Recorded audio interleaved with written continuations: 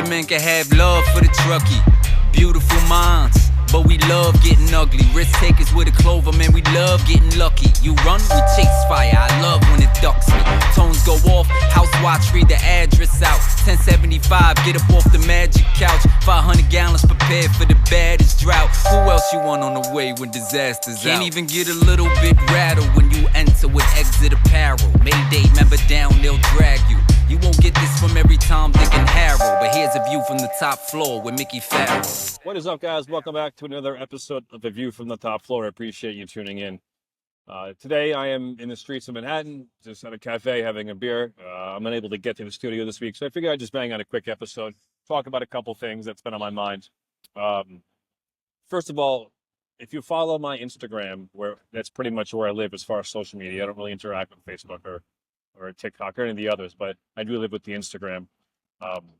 My reach has been very, very poor lately for whatever reason. I don't know if it's an algorithm. There's a whole science behind this, which I can't seem to figure it out.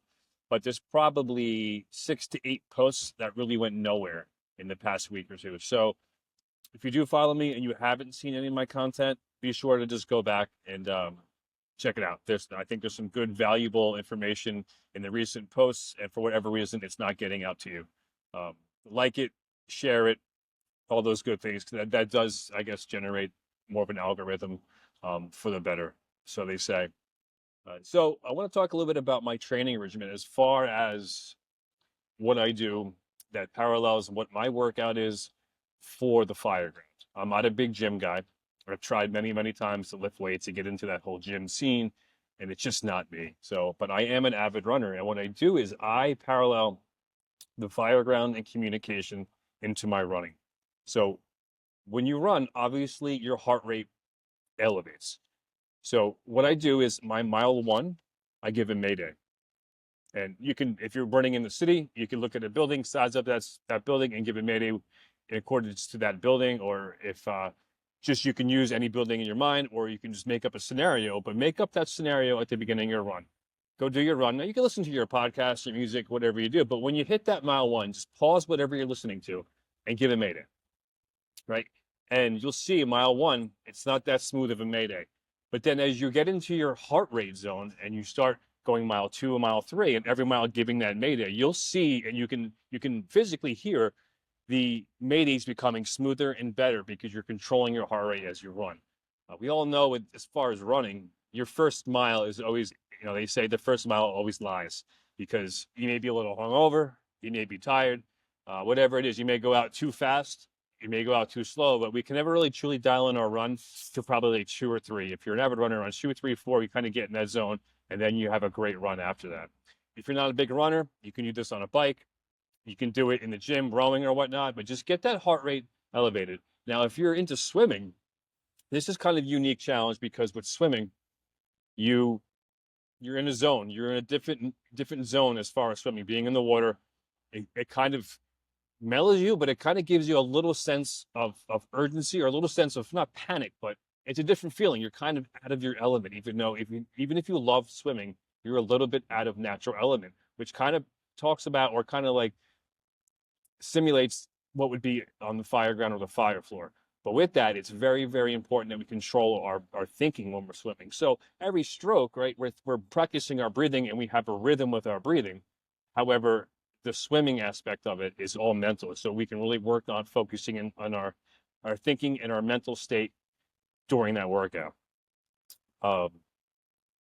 When you're running around, especially if you run in the city, if you're a city guy and you're running around the streets, look at buildings, size up your initial, if you're giving the working fire signal, look at a building and give that while you're running, because your heart rate is going to be elevated. You turn the corner, it's out a couple windows, your heart rate is skyrocketed because of adrenaline.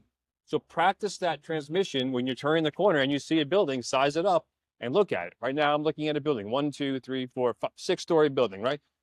Give the transmission, like, working fire on the 5th floor, blah, blah, blah, whatever that terminology is for your department. But it's important that we practice this transmission with an elevated heart rate.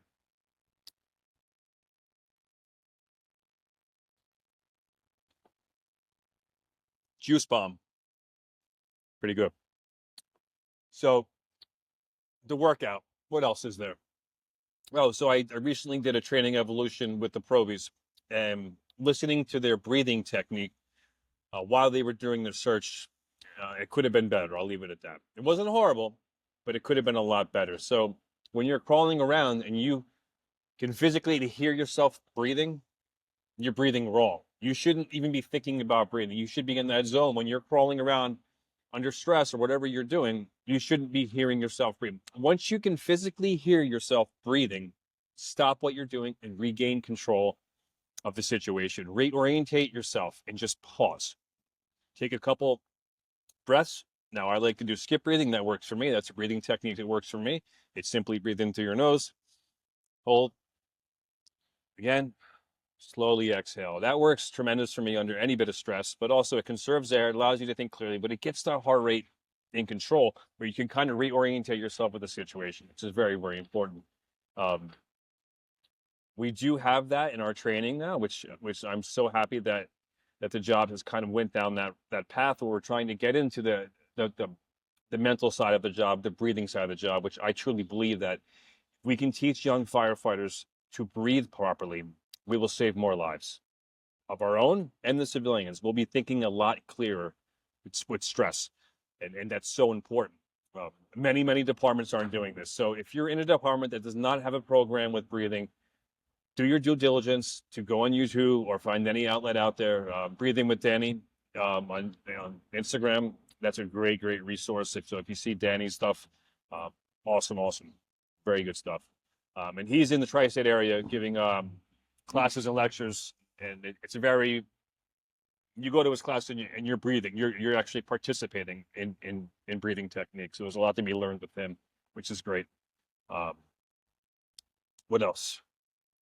Yeah, I don't know. I just wanted to jump on quick. I had some time to kill. I wasn't able to get in the studio, so thought this was a good opportunity. Oh, giving your Mayday, right? So I talked about the heart rate, giving your Mayday mile 1, 2, 3, 4, and so on.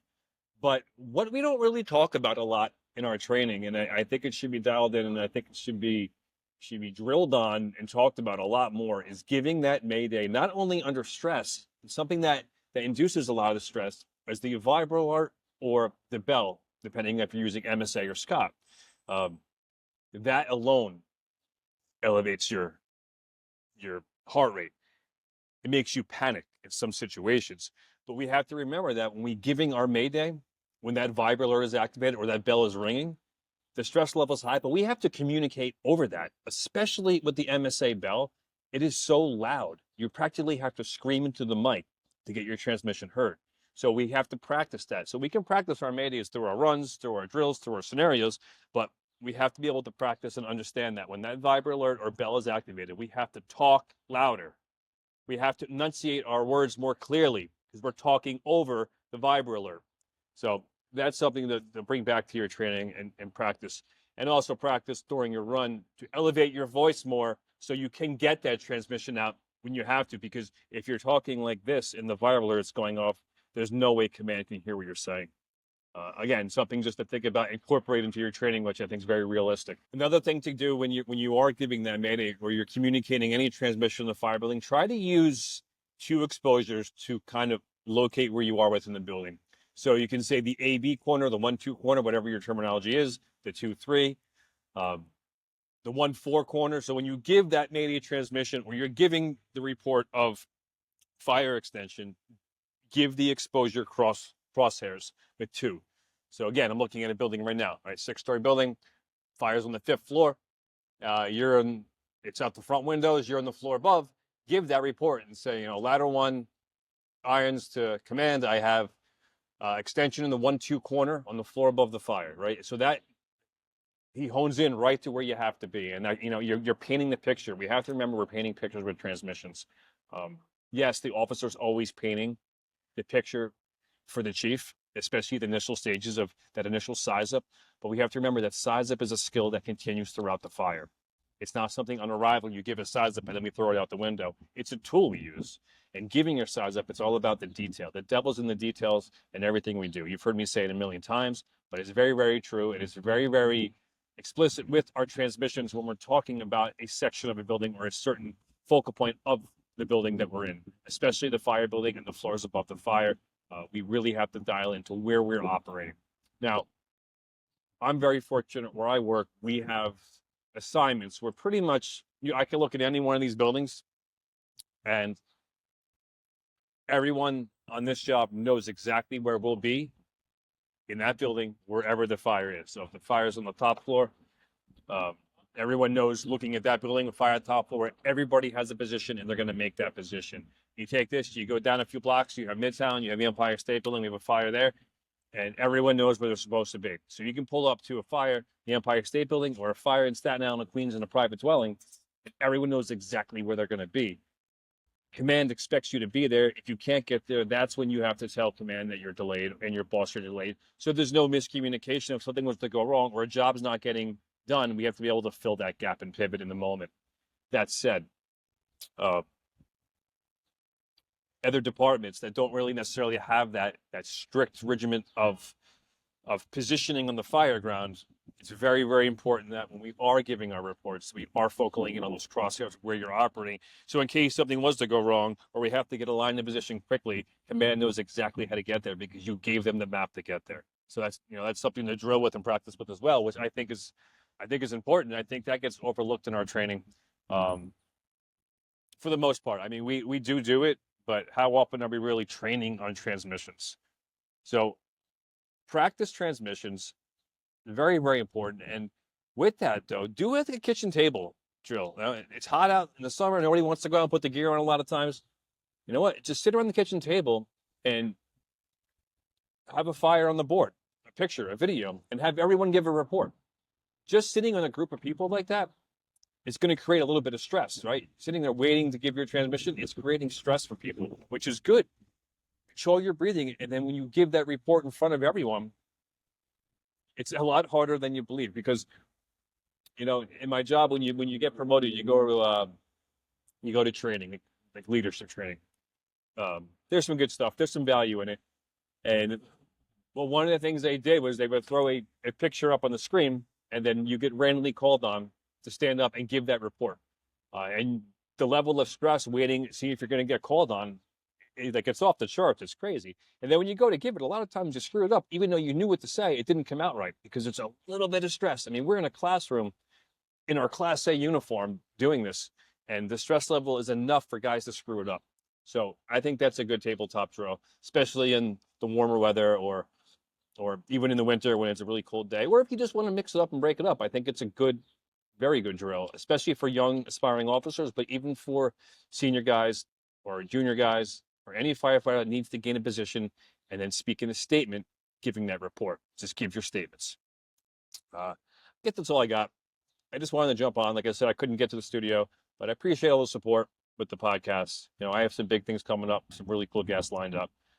It is becoming time consuming, which is good. And I'm happy I'm doing it, and I'm happy that people are enjoying it. So it's motivating me to make it a priority every week. And that's why I took the time today, even though I couldn't get in the studio, just sit down, grab a beer here in the city and just talk. So, all right, guys. So again, thanks for everything. Instagram, go back 6 or 7 posts. If you haven't seen them for whatever reason, check them out. There's some good content in there. My latest episodes with Adam Anderson, House of Representatives from the state of Florida.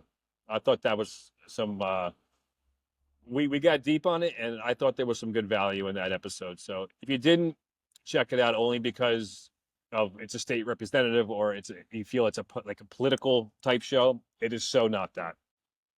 It really talks about what it means to have resilience, humility. Talks about September 11th. There's some good stuff in it, so check that one out. So that's it. All right, guys. So I'll talk to you guys soon, and tune in next week. Next week we'll get back to some pretty good tactics, I believe. Pretty good guests lined up. Hopefully we tackle some roof ops as far as peak roof private dwellings versus flat roof private dwellings, and that's it. All right, guys. Talk to you soon. Thank you.